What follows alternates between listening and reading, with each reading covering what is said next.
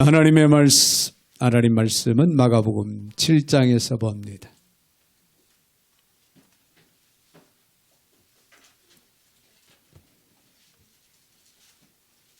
하나님 말씀 마가복음 7장 24절부터 30절까지 제가 받들어 봉독에 올리겠습니다. 예수께서 일어나사 거기를 떠나 두로 지방으로 가서 한 집에 들어가 아무도 모르게 하시려 하나 숨길 수 없더라.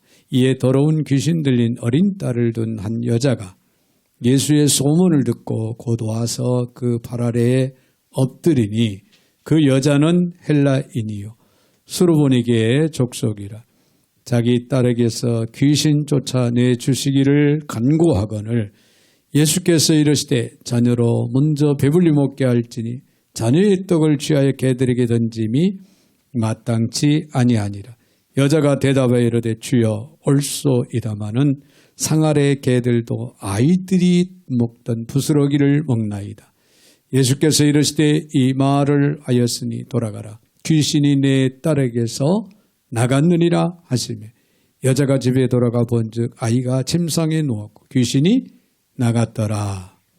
아멘. 30절까지 받들어 봉독에 올렸습니다. 사랑의 주님 감사를 드립니다. 은혜 중에 저희들 오늘도 불러주시고 또 말씀 앞에 세워주시는 하나님, 이 시간도 말씀을 들을 때 깨닫게 하시고 은혜되게 하여 주셔서 주의 말씀에 사로잡히게 하시고 주의 말씀을 쫓아 믿음으로 행할 수 있는 거룩한 백성들이 되게 하여 주옵소서. 오늘도 부족한 종의 입술을 주관하시고 사용하시되 우리 하나님 홀로 영광을 받아 주옵소서. 예수님의 이름으로 기도하옵나이다. 아멘. 할렐루야. 우리 한번 옆에 분들하고 인사하겠습니다. 인사하실 때 믿음은 기적을 낳습니다. 예, 할렐루야. 우리가 믿음을 가질 수 있다는 게 얼마나 큰 특권이고 행복인지 몰라요. 예, 믿음의 역사, 믿음을 통해 구원에 이르는 축복이 있고 할렐루야. 또 믿음을 통해서요 기적의 역사를 우리는 체험할 수 있는 그런 축복이 우리에게 있다는 거예요. 네, 믿음을 통하여 하나님이 살아계신 역사를 체험할 수 있는 그런 일들이 이루어질 수 있는 그런 복을 우리는 이미 부여받고 있다. 생각하면 얼마나 하나님의 은혜가 크고 얼마나 감사한지 모릅니다. 그런 차원에서 오늘 말씀을 여러분들이 또 믿음으로 받는 역사가 있기를 바랍니다. 할렐루야. 자, 우리가 좋아하는 찬양 중에 나 같은 죄인 살리신 그 찬양이 있습니다. 이 곡은 영국의 존 뉴턴이라고 하는 유명한 목사님께서 이제 작사를 하셨는데요. 그분이 남긴 유명한 또 말이 있습니다. 무슨 내용이냐면은 천국에 가면 나는 세 가지 사실 때문에 놀랄 것이다. 그런 말을 했어요. 세 가지 사실 때문에 놀랄 것이다. 그 첫 번째는 내가 천국에서 꼭 볼 것으로 기대했던 사람이 천국에 보이지 않더라. 그것 때문에 놀랄 것이라는 거예요. 그리고 두 번째는 내가 생각할 때 저 사람은 분명히 천국에 못 갈 거야. 그런데 천국에 가보았더니 그 사람이 와 있더라는 거예요. 그래서 또 놀랬다는 거예요. 세 번째 놀란 것은 자기 자신 본인이 천국에 와 있는 것을 보고 놀랬더라 라고 하는 그런 이야기를 남겼다고 합니다. 자, 이 말은요, 성경적인 교리를 부정하는 그런 것이 아닙니다. 무슨 얘기냐면 이것은 신앙의 의외성이 있다. 의외성에 대한 그런 이야기입니다. 자, 그런데요, 이런 의외성은요, 천국에서만 있을 법한 것이 아니라 이 땅에 우리가 살아가면서 이 땅에서도 이런 의외성은 얼마든지 찾아볼 수 있다는 거예요. 예를 들면 그렇습니다. 제가 생각할 때 평범한 신앙인이에요. 평범한, 뜨겁지도 않고 차지도 않고 아주 평범한 신앙인인데 그 내면을 보니까 자세히 알고 보니까 정말 아름다운 믿음을 가지고 있는 거예요. 큰 믿음의 사람이었다는 거예요. 이런 의외성을 얼마든지 우리는 찾을 수 있다. 그런데 오늘 본문에 나오는 수로보니게의 여인이 바로 그런 사람이었습니다. 본문에 나타나는 수로보니게의 여인에게 예수님은 뭐라고 말씀을 하십니까? 내 믿음이 크도다. 자, 다른 복음서에 보면은 내 믿음대로 될지어다. 그런 말씀이 기록이 되고 있는 걸 우리가 볼 수 있는데요. 자, 그 여인은 자녀 때문에 예수님의 소문을 듣고 예수님 앞에 찾아나와 엎드린 그런 여인이었습니다. 자, 우리가 예수를 믿게 되는 동기는 사람마다 조금씩 다 다릅니다. 아이들, 자녀들 때문에 주님 앞에 나온 사람도 있고, 또 친구 때문에 주님 앞에 나온 사람들이 있고, 또 어떤 건강 문제 때문에 주님 앞에 나오는 사람 다양하지요. 네, 자식에 대한 안타까운 마음을 가지고 인간의 한계를 느끼면서 자녀를 위해서 기도하며 예수님 앞에 나와 엎드리는 경우 참 많습니다. 참 많아요. 자녀들의 건강, 자녀들의 어떤 진로 앞날, 또 자녀들의 어떤 그 성격적인 그런 어려운 문제, 잘못되어 있는 그런 상황들 때문에 하나님 앞에 나와서 엎드리는 그런 경우가 참 많은데요. 자, 우리는 자녀들의 구원의 문제를 놓고 하나님 앞에 엎드리지 않으면 안 된다는 거. 건강도 좋고 진로도 좋고 여러 가지 크고 작은 문제를 놓고 기도하는 건 매우 중요한데 가장 핵심적인 건 뭘까요? 자녀들의 구원의 문제. 확실하게 해놓지 않으면 안 된다. 이런 마음, 믿음을 가지고 자녀를 위해서 주님 앞에 나와 엎드려질 수 있는 그런 부모. 그런 우리가 되어야 될 줄로 믿습니다. 자, 이것은요, 우리 어떤 배경 가지고 해결할 수 있는 문제가 아니에요. 그렇죠? 자녀들의 구원 문제, 건강 가지고 해결할 수 있는 것도 아니고 어떤 재력을 가지고 해결할 수 있는 것도 아니에요. 물질이 많다고 해서 그 물질 가지고 해결할 수 있느냐? 아니에요. 오직 예수 그리스도 앞에 나와 엎드려야 됩니다. 그래서 예수님을 구주로 자녀들이 영접할 수 있지 않으면 안 된다는 거죠. 자, 아무튼 이처럼 모든 문제 해결의 핵심, 출발점은 바로 예수님 앞에 엎드림부터 시작된다고 하는 사실. 우리는 기억을 해야 될 줄로 믿습니다. 자, 오늘 본문의 여인을 보면 어떤 큰 기적이나 대우를 받기 위해서, 은혜를 받기 위해서 그런 바람 속에서 예수님 앞에 나와 엎드린 게 아니에요. 그 여인의 대답이 무슨 대답이 나왔습니까? 부스러기라도. 개 취급을 당하면서도 개들도 자녀의 상에서 떨어지는 부스러기를 먹나이다. 부스러기라도 줬사오니 부스러기 은혜라도 나에게 허락하소서. 그런 간절한 바람, 그런 바람 속에서 주님 앞에 엎드려 고백하고 있습니다.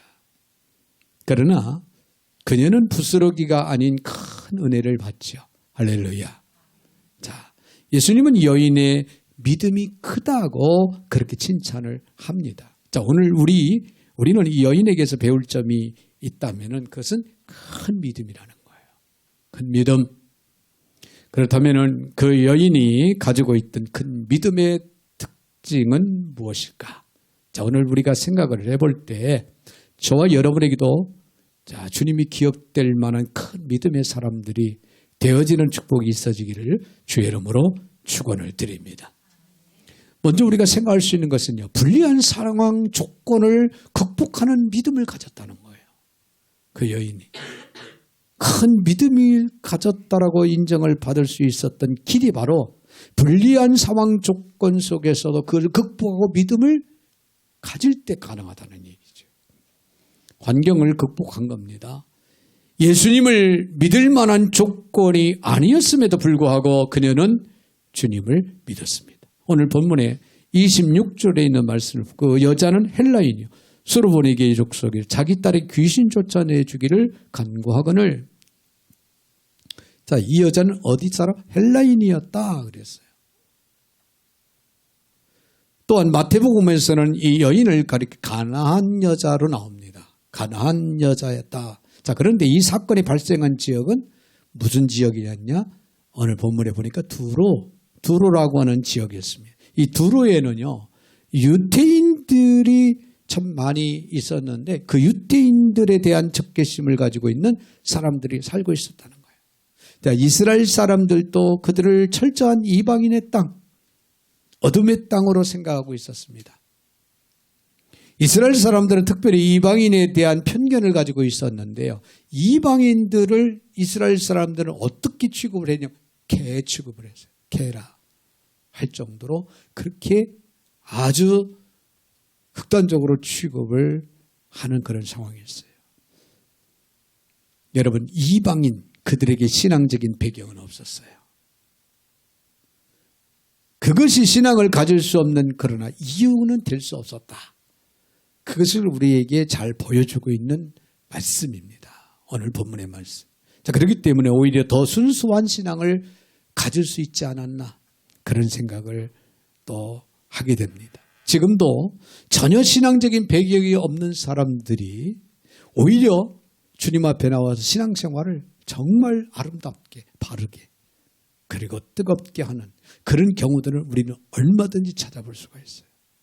안타까운 것은 모태신앙인데도 불구하고 젊은 날에 주님을 떠나서 내 주의 말씀을 따라 살지 못하는 안타까운 젊은이들이 이 땅에는 참 많이 있다는 거예요. 정말 깜짝 놀랄 만큼 그런 일들이 많이 있다. 제 아들이 이제 대학을 다닐 때 제가 자주 듣던 이야기들이 무슨 이야기냐면 목사님들의 자녀인데 신앙생활을 안 하는 그런 자녀들도 있고, 아니 아버지가 목사하고 이 지금 목회를 하는데 교회는 딴 교회를 그런 후배들도 있고, 그런 말을 들을 때마다 느끼는 것이 이 모태신앙이라고 해서 자동적으로 믿음이 있고 신앙이 성장하는 것은 아니라는 것을 우리는 생각을 하게 되죠. 전혀 신앙적인 어떤 신앙생활을 하는데 좋은 배경, 좋은 여건이 아님에도 불구하고 신앙생활을 열심히 하고 바르게 하는 그런 사람 얼마든지 있다. 그런 얘기예요. 자, 그런가 하면은요. 오늘 본문에 나오는 여인을 보면은 그가 가지고 있던 불리한 조건이 또 하나 있어요. 성별입니다. 성별. 여자라고 하는 거. 그 당시에는요. 이류의 인간 취급을 받았어요. 여자들이. 참 불행하고 안타까운 일이 아닐 수 없죠. 그래서 옛날 유대인들은 유대인 남자들은 아침에 일어나면은 3가지 감사 기도를 드렸다고 합니다. 어이없는 그런 기도 같지만은 그들은 그랬대요. 먼저 자신이 유대인으로 태어난 것에 감사를 했고, 그 다음에 2번째는 자신이 여자로 태어나지 않은 것에 감사를 했다는 거예요. 그리고 3번째는 노예가 아닌 자유인으로 태어난 것에 그들은 감사를 했다고 합니다. 하나님의 택한 백성 선민으로 태어난 것에 대해서 감사. 그들이 여자가 아니고 남자로 태어난 것에 감사했다? 그만큼 당시에는 여자들이 이류 취급을 받았다는 거죠. 자, 내가 삶의 열등한 조건, 무력함이 있지만은 내가 무력하기에 전능하신 하나님이 필요하지 않는가? 여러분, 이런 역으로 우리는 이런 생각을 가질 수 있어야 돼요. 내가 예수를 믿고 신앙생활을 하는데 여러 가지 환경 조건, 여건이 정말 따라주지 않고 합당하지 않다라고 생각되어진다 할지라도, 그러기 때문에 우리는 더 하나님을 찾아야 되고 하나님을 만나야 되고 하나님 앞에 나와야 되고 하나님을 믿어야 된다. 나의 무지, 나의 연약함, 나의 어리석음, 이것 때문에 하나님의 지혜가 나는 필요해서 하나님 앞에 나갈 수밖에 없고 하나님을 믿어야 된다라고 하는 이런 생각을 우리는 역으로 가질 수 있는 저와 여러분이 되셔야 될 줄로 믿습니다.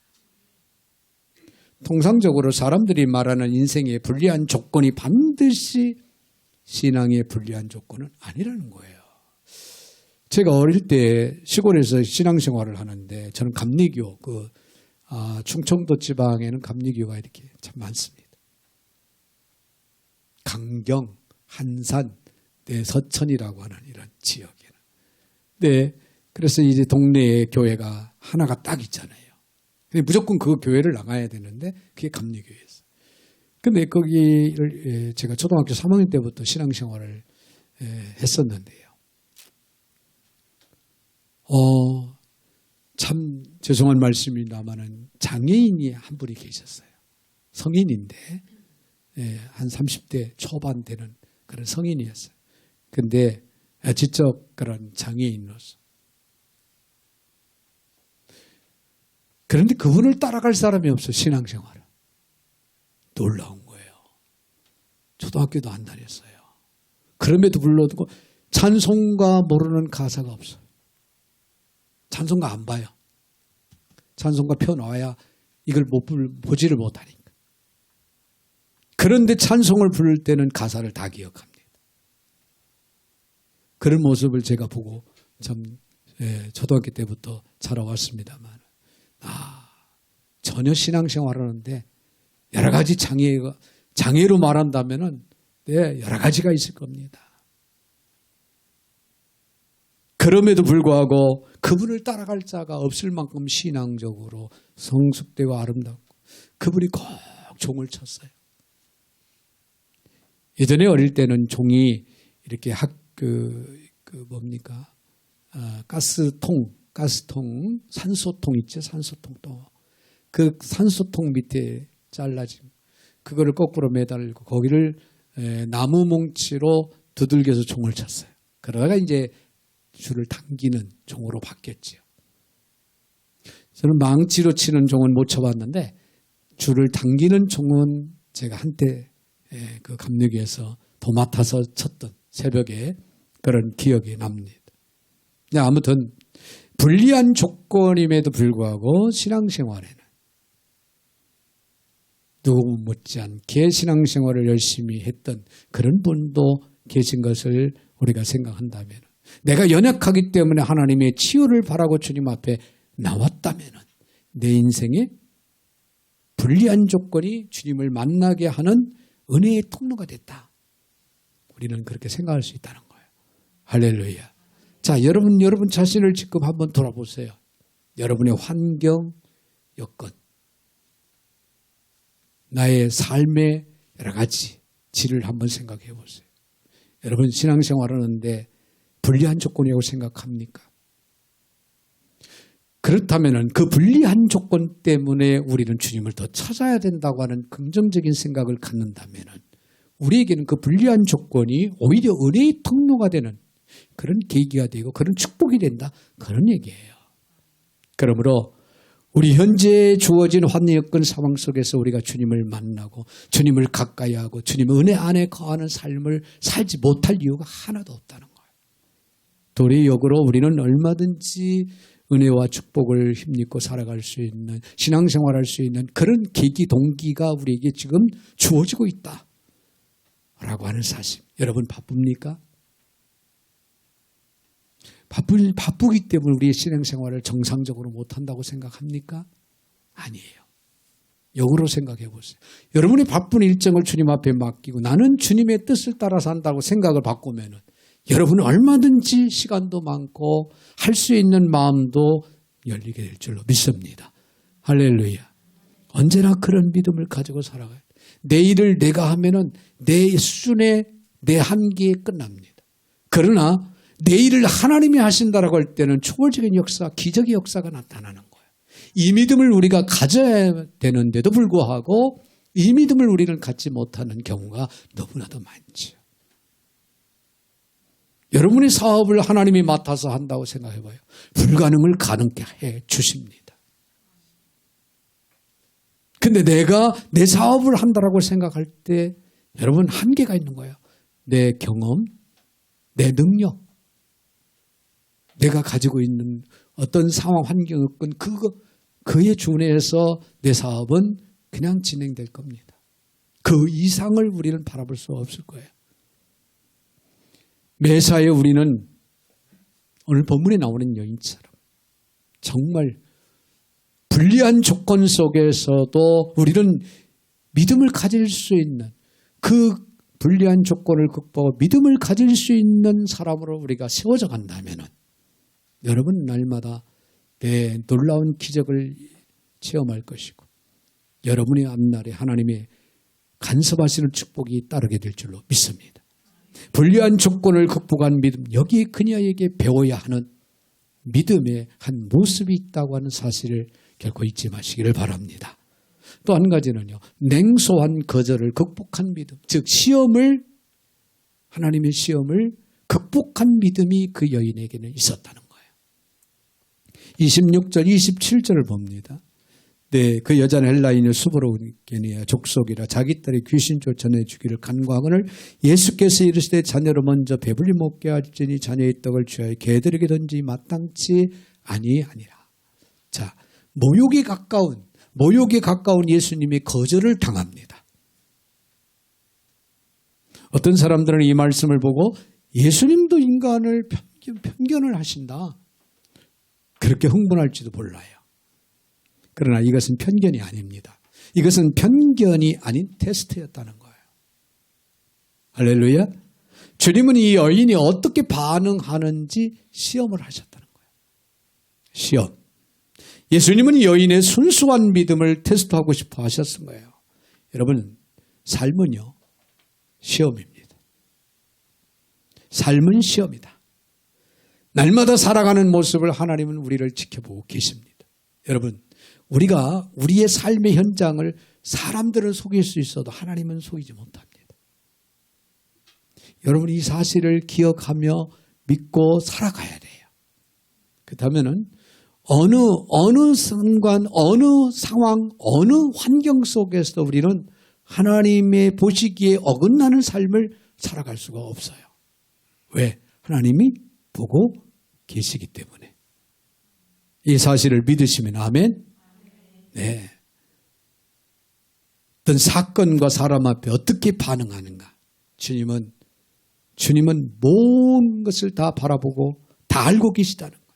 다 지켜보고 계신다는 거예요. 한 주간 우리가 살아가면서 여러분 많은 상황들을 우리는 접하게 될 줄 압니다. 가정에서나 직장에서나 사업터에서나 학교에서나. 그 순간순간들을 한번 여러분들이 돌아봐 한번 생각을 해보시기 바랍니다. 나는 그 순간에 나 직장 동료들과의 크고 작은 일로 인해서 옥신각신할 때 나는 어떤 마음으로 그들을 대했는가. 내 마음속에는 말씀이 예수님이 전혀 보이지 않는 그런 감정으로 나는 혹시 대하지는 않았는지. 나도 모르게. 의식하지 못하다 보면은 얼마든지 그럴 수가 있습니다. 그러나 주님을 의식하고 살아간다면 여러분 어떨까요? 한 번 더 참겠죠. 이해를 하겠죠. 여러분, 우리는 오래 참고 관용을 베풀겠죠. 아니, 더 나가서 용서하겠죠. 불가한 상황 속에서도 우리는 주의 이름으로 사랑을 베풀 줄 압니다. 할렐루야. 주님을 날마다 의식하는 생활 속에서 나타나는 현상이 되겠죠. 여러분, 주님은 언제나 어디서나 어떤 상황에서 우리를 보고 계시다는 것, 우리에 대해서 알고 계시다는 것. 자, 오늘 본문의 사건을 통해 주님은 여인의 믿음이 드러나는 장을 제공하고 계십니다. 자, 여인은 주님의 시험에 합격을 합니다. 마태복음을 보면은 처음에 예수님은 한마디도 대답하지 아니하셨다라고 그렇게 기록하고 있어요. 여인의 말에 반응을 보이질 않았어요. 무시한 거예요. 어떻게 보면은 상대방이 받아들일 때는 어때요? 내 말을 씹었다. 그래서 내 말 무시했다. 나를 무시했다. 이렇게 생각할 수 있겠죠? 네. 때때로 우리가 하나님 앞에 기도할 때도 이런 현상이 있어요. 한번 기도했는데 하나님 전혀 사인이 없어요. 반응이 없어요. 그렇게 없어 보입니다. 그러다 보면 혹시나 했는데 역시네 그러면서 포기를 합니다. 기도하는 것을 쉽니다. 포기를 하죠. 기도해봤자 하나님이 듣지도 않고 응답도 없는데 하고 그만 포기하는 경우 없잖아. 있을 수 있고 그런 경우가 또 여러분들도 경험을 해보지 않았을까. 자, 주님이 응답하지 않는다고 거절하셨다고 우리는 느낄 때가 있는데 여러분 자책하면 안 됩니다. 포기하면 안 됩니다. 만약에 포기한다면은 신앙의 길은요 후퇴만 있을 뿐입니다. 우리가 참된 믿음을 갖지 못했다고 하는 그런 구체적인 증거일 수가 있겠죠. 포기하는 상황 속에서. 믿음은 여러분 지속적이라고 하는 사실을 잊지 마시기 바랍니다. 믿음은 지속적이다. 한번 따라서 했으면 좋겠습니다. 믿음은 지속적이다. 네, 한 번 기도해서 응답이 오면 믿고 그렇지 않으면 안 믿는다는 것은 믿음이 아닌 이건 협상이다. 흥정하는 거. 그거에 불과하다는 거예요. 자, 우리가 일회용 자동 판매기처럼 기도의 응답을 그렇게 기다린다면은 그것이 우리의 믿음의 수준이에요. 여러분, 믿음은 지속적인 거예요. 한 번 기도해서 응답이 없다고 해서 포기하는 게 아니라 또 다시 기도하는 겁니다. 그래도 응답이 없다면 또 다시 기도하는 겁니다. 계속해서 기도하는 것이 진정한 믿음이라는 거죠. 믿음이 있기 때문에 계속해서 기도하는 거예요.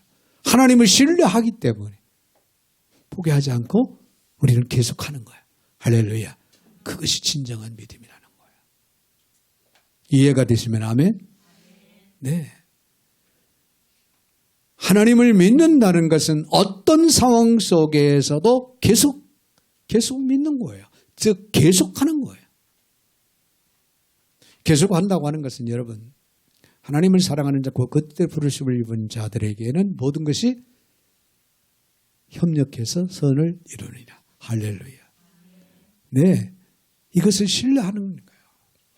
이 하나님의 말씀을 신뢰하는 겁니다. 반드시 협력해서 선을 이루는 축복이 있음을 여러분이 믿으시기 바랍니다. 네, 일천번제를 하고 한번 하고 이렇다 할 큰 반응이 안 보였어요. 그런데 또 일천번제를 또 하네요. 많은 사람들이 그럴 거예요. 네, 할 일 없으니까 하겠지. 아니면은 저거 해봤자 헛일일 텐데. 누가 그랬다는 것이 아니라 그렇게 생각할 수 있는 상황이지요. 그렇죠? 그래 우리는 또 해석했어요. 계속하는 것이 뭐 때문에 했을까요? 하나님을 신뢰했기 때문에. 하나님은 살아계시다. 하나님은 위대하시다. 하나님은 우리의 형편과 사정을 다 아시고 기억하시고 인도하실 것이다. 이 사실을 신뢰하지 못했다면 또다시 못하지요. 그 열악한 환경 속에서. 그러나 또 일천번제를 또 시도합니다. 그때는 폭을 넓혀서 하루에 한 번씩 그래서 3년을 하는 거예요. 3년을.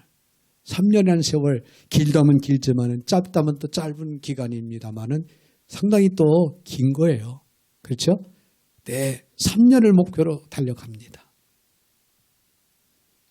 믿음은 계속되는 겁니다. 지속되는 거예요. 하나님의 응답은 반드시 있다는 거예요. 할렐루야. 여러분 금년 한 해를 제가 이제 결산 여러 가지로 이제 공동회를 준비하면서 결산하잖아요. 재정적으로도 그렇고 또 이 목회 또 이 보고도 해야 되니까 이런 것도 이제 준비를 좀 해야 되고 엄청난 일들을 금년 한 해는 했더라고요. 어떻게 보면은 제가 지금 목회 지금까지 해오면서 금년만큼 엄청난 일을 해본 일은 없을 것이다. 한 해 동안 1년 안에 엄청난 일들을 해왔어요. 엄청난 또 물건들을 샀더라고요. 정말 많은 물건들을 샀어요. 제가 이런 거 보면서 얼마나 하나님 앞에 감사했는지 몰라요. 그렇습니다. 협력해서 선을 이룰 수 있는 축복을 우리는 힘입은 그런 한 해였다. 그런 한 해였다. 감히 그렇게 자신 있게 저는 고백할 수가 있습니다. 여러분, 지금 당장 어떤 응답이 없더라도요, 우리가 하나님을 신뢰한다면 계속적인 지속적인 믿음이 필요하다는 것. 할렐루야. 그러므로 신앙인에게 상대방이 뭐라고 하든 포기하지 말고 오래 참는 우직함이 우리에게는 있어야 돼요. 지금 은혜 못 받았다고 해서 하나님의 은혜를 안 주니 아니에요. 참고 우리가 기다리며 계속적인 믿음의 아름다운 모습을 보이면 하나님께서는 놀랍게 역사하는 날이 있다는 거예요. 할렐루야. 거절하시는 것이 아니죠. 하나님은 기다리시는 겁니다. 우리의 모습을 우리가 포기하지 않고 지속적인 기도가 있을 때, 지속적인 믿음으로 전진해 나갈 때 주님은 지금 당장 우리에게 현실적으로 응답을 주지 않았어도 주님은 우리를 보면서 미소를 지으신다는 거예요. 잘하고 있다. 그렇게 하신 주님의 진정한 의도를 우리는 파악을 하고 하나님 앞에 나아가야 될 줄로 믿습니다. 냉소적인 거절이 혹시 있다 할지라도, 우리에게 주님이 시험을 걸어오시는 그 시험이 있다 할지라도 그것을 우리는 극복할 수 있는 그런 믿음, 그것이 있다면 반드시 오늘 본문의 여인처럼 놀라운 기적을 체험하는 역사가 있게 될 줄로 믿습니다. 이것이 바로 이 여인의 믿음이었어요. 네, 더 나아가서는 주님의 은혜에 매달리는 믿음이 그에게 있었습니다. 28절을 봅니다. 28절 여자가 대답하여 이르되 주여 올소이다만 상 아래 개들도 아이들이 먹던 부스러기를 먹나이다. 할렐루야. 얼마나 재치 있는 말입니까? 때때로 주님 앞에 나오려면은요, 여러분, 우리는 자존심을 우리는 극복해야 됩니다. 자존심. 사회적으로 여러분, 내놓으라는 그런 위치에 있다 할지라도요, 주님 앞에서는 우리는 유치원생보다도 못합니다. 이해가 되십니까? 주님 앞에서는 그래요. 그래서 외국 사람들이, 아프리카 사람들이 필리핀에도 그렇답니다. 필리핀 선교사님이 전에 오셨던 선교사님이 하시는 말씀이, 자기들은 예배를 드리기 전에 1시간을 찬양한대요. 자기들끼리. 원주민들인데 다.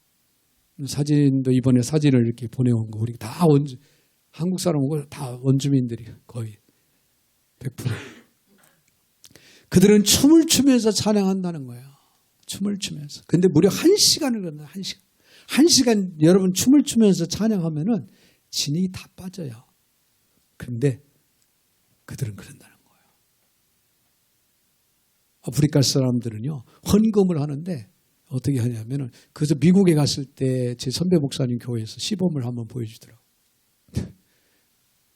다 일어나가지고, 다 일어나서, 이렇게 한 이쪽 통로로 해서 앞으로 나오면서 헌금을 하는.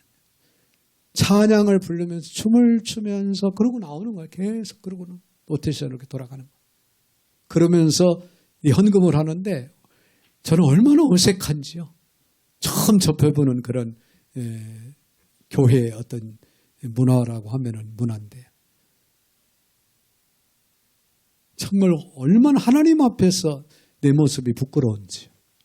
여러분, 유치원생이 부모님 앞에서 그날 가서 배운 것을, 선생님한테 배운 것을 부모님 앞에서 틀리면서도 다 즐거움으로 기쁨으로 해주잖아요. 그 모습을 보고 부모들은 박수를 치잖아요. 하나님 앞에 우리 피조물은 다 그랬습니다. 여러분, 자존심 다 내려놔야 돼. 주님 앞에는 자존심을 다 내려놔야 돼. 주님을 쫓아 행하기 위해서 더없이 나 자신을 쳐서 복종시켜야 됩니다. 나를 부인해야 됩니다. 나를 하나님 앞에 모두 내려놔야 돼. 겸손한 자가 주님을 신뢰하고 믿을 수 있기 때문에 더없이 그렇습니다. 여인의 마음 바탕에는 이미 주님에 대한 진정한 신뢰가 있었어요. 근데 그녀는 예수님을 뭐라고 그랬냐? 주여라고 그랬어요. 이방인인데도 불구하고 주여라고 하는 그런 말로 주님을 불렀다는 거예요. 예수님을 자기 삶의 주인, 자신의 메시아로 그는 신뢰하고 인정하고 받아들이고 그렇게 고백을 했다는 얘기예요. 똑같은 기사를 마태복음에 보면은 주 다윗의 자손이 불쌍히 여기소서 그렇게 말하고 있어요. 이 여인이 주 다윗의 자손 예수요. 나를 불쌍히 여기소서. 자, 그러고 보면 여인은 성경을 어느 정도 알고 있었다는 얘기예요. 구약에 보면 메시아의 약속 가운데 그 구원이 이스라엘뿐 아니라 이방인에게도 있다라고 하는 말씀이 이사야 61장에 나옵니다. 네, 그래서 이 말씀을 여인은 알고 이 말씀을 붙들고 있는 거예요. 27절에 있는 말씀을 보면은 예수께서 이를 자녀로 먼저 배불리 먹게 할지니 자녀의 떡을 취하여 개들에게 던짐이 마땅하지 않다. 자녀에게 던짐이 자녀에게 줄 떡을 그 외의 사람에게 주는 마땅하지 않는다. 개들에게 지금 개는 누굽니까? 이방인. 이방인들에게 주는 것은 마땅하지 않다. 그렇게 완전 무시당할 그런 말을 듣잖아요. 자, 이 말씀이 표면적으로 거절처럼 보이지만은 적어도 이 수르보니게 여인에게는 그렇지 않았다는 거예요. 자, 은혜를 받으려면요, 여러분 말씀을 능동적인 자세로 볼 수 있고 받아들여야 돼요. 자녀로 먼저라고 하는 단어가 나오잖아요. 자녀로 먼저. 여기서 자녀는 이스라엘을 뜻하는데 예수님이 팔레스타인 땅에 오셨습니다. 주님의 구원의 섭리는 먼저 이스라엘 땅에 복음이 증거되는 거였죠. 자, 그 후에 어떻게 했습니까? 사마리아 땅끝까지. 이방인에게도 전해지는 것이 복음입니다. 할렐루야. 할렐루야. 네. 자세히 주님의 말씀을 듣고 있던 여인은 이 말씀을 붙잡았다는 거예요. 이 말씀을 붙잡았어요. 그리고 자신의 차례를 기다린 겁니다. 그래. 먼저 선민들에게, 이스라엘 백성들에게 먹을 떡을 주시되 개들에게도 주지 않겠느냐. 이방인들에게도 주시지 않겠느냐. 기다리면은 주시겠지. 믿음을 가진 거. 말씀을 붙잡고. 은혜 받은 사람들에게는요, 말씀을 붙드는 증거가 있습니다. 그들에게는 말씀에 대한 애정이 나타나요. 말씀이 내게 얼마나 소중한가 느껴지는가. 즉 말씀과 나 사이의 거리는요, 하나님과 나 사이의 거리다. 할렐루야. 여러분, 지금 현재 우리들의 영적인 삶을 여러분이 생각해 보세요. 말씀과 나 사이는 어떤 사이인가? 내가 지금 말씀을 가까이 하고 있는가? 말씀을 사랑하시면 아멘. 내 말씀을 나는 보고 있는가? 일주일 지내면서 말씀과 나는 씨름하고 있는가? 여러분이 말씀과 가까이 한 그 말씀을 사랑하고 말씀을 가까이 하고 있다면 말씀과 그 나 사이의 사이가 어떻다는 거예요? 좋은 사이, 가까운 그런 사이, 가까운 관계. 즉 이것은 하나님과 나 사이의 거리라는 거죠. 은혜 받은 사람의 증거는 말씀이 나의 것으로 다가온다는 거예요.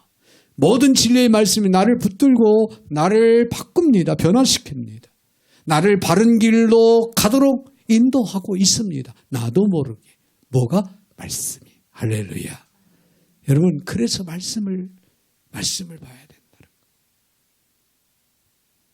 거예요. 네, 여러 가지 상황이 별로 안 열악한데, 성경 읽도라면 무슨 백화점 무슨 상품권을 주겠다. 왜 그런 이벤트를 내걸까요? 재미있으라고요? 아닙니다. 돈이 남아 넘쳐서요? 아니에요. 어떻게든 하나님의 말씀을 가까이 하는 방법을 생각하다 보니까 그렇게 해서라도 할렐루야. 말씀을 가까이 할 수만 있다면 그거는 돈에 비교할 수가 없다는 거예요. 여러분이 하나님을 가까이 하며 살아가는 신앙생활을 하고 있다는 것은요. 여러분은 하나님 앞에 회복되는 것이고 하나님의 위대한 백성 자녀로서의 삶을 신실하게 살아가고 있다는 거예요. 그래서 말씀이 중요한 겁니다. 여인은 그 말씀을 붙들었어요. 이스라엘에게 먼저 역사를 나타내시지만 부스럭이라도 줬사오니 그 다음에 부스럭이라도 줄 줄로 믿고 매달리는 거예요. 이방인인 자신에게 올 은혜를 기다렸을 때 주님은 부스러기가 아닌 놀라운 은혜를 부어주신 줄로 믿습니다. 할렐루야. 주님은 그녀를 테스트하셨고 겸손히 주님 앞에 엎드린 그녀는 드디어 통과를 합니다. 합격을 했습니다. 큰 은혜를 받게 됩니다. 주님의 은혜 앞에 물러서지 않고 계속해서 신뢰하며 간구하는 자에게 주님의 은혜는 부어지더라는 겁니다. 이런 이야기가 있습니다. 다이빙 국가대표 로라 윌키스는요, 미국 사람인데 시드니 올림픽 때에 있었던 그런 실화입니다. 다이빙 여자 10m 플랫폼에서 36년 만에 미국에 금메달을 안겨주는 놀라운 기적이 윌슨, 로라 윌슨 통해서 윌키슨을 통해서 이루어졌던 그런 사실이 전해집니다. 누구도 예상하지 못했던 20년 동안 다이빙 하면은 중국의 강세가 계속 지속되었던, 자, 결승전에서 보통 1, 2위가 다투는 걸 보면은 중국 선수들끼리 다투. 우리나라 예전에 태권도 1, 2위가 다 우리 한국 사람인 것처럼. 네. 결승전에서 뭐 그런 현상들이 일어나다 보니까 모든 카메라 앵글이 중국 선수들에게 맞춰져요. 아예 중국 선수들에게 맞춰져요. 더군다나 윌키스는 16살 때 다이빙에 입문한 늑각이 무명 선수고 그리고 또 부상 선수였다는 거예요. 당시에. 올림픽 출전 6개월을 남겨놓고 내 연습을 하다가 오른쪽 발가락 3개가 그냥 부러지고 말았어. 그래서 수주일 동안 깁스를 하고 목발을 짚고 생활을 할 수밖에 없는 그런 상황이 벌어진 거예요. 근데 올림픽 후에 수술을 받도록 예정하고 또 나름 이제 회복을 어느 정도 회복이 되니까 또 올림픽에 출전하려고 연습을 하고 그렇게 노력한 끝에 결국에는 국가대표로 올림픽에 출전할 수 있는 기회가 주어진 거예요. 그러니까 메달은 생각지도 못하고 올림픽에 출전하는 그것만으로도 자기는 영광스럽게 생각을 했다는 거예요. 다이빙 종목의 메달은 보통 5차 다이빙을 5차례를 시도해서 합산 점수를 결정하는데요. 그녀는 1차, 2차에서요 5위를 했다는 거예요. 선도와 점수 차이가 무려 60점 차이가 났답니다. 그러면 3차, 4차, 5차 세 번의 차례가 기회가 있는데 아무리 따라잡는다 해도 60점을 따라잡는다는 것은 기적이 아니고는 결코 따라잡을 수 없는 그런 상황이 벌어진 거죠. 자, 그런데 역전극이 3차부터 시작이 되었답니다. 최고 점수로 1등을 했대요. 3차에 1등을 하고 4차에도 5차에도 1등을 했다는 거의 만점을 맞았다. 취재진과 관객들이 술렁거리기 시작합니다. 그 비결이 무엇이냐? 묻게 되겠지요. 그녀가 붙잡고 의지한 그 말씀 때문이라고 그 비결을 이야기를 했다고 합니다. 그 말씀은 다름 아닌 우리가 잘 아는 빌립보서 4장 13절. 내게 능력 주신 자 안에서 내가 모든 걸 할 수 있는. 그는 매 차마다 시도할 때 입으로 중얼거려 외웠는데요. 내게 능력 주신 자 안에서 내가 모든 걸 할 수 있습니다. 그것을 수차례 계속해서 중얼거리고 고백을 하고 그리고 다이빙을 시도했다는 거예요. 그런데 놀라운 것은요. 3차, 4차, 5차에서 기적이 일어난 거예요. 할렐루야. 그 결과 윌키슨 목에 금메달을 하나님이 걸어주신 거예요. 할렐루야. 여러분, 그 결과 하나님께서 목에 금메달을 걸도록 해줬고요. 세계 선수권 대회에서 금메달을 획득한 후에 이 윌킨슨은 많은 사람들에게 신앙 간증을 하러 다니는 그런 복음 전파자가 되었대요.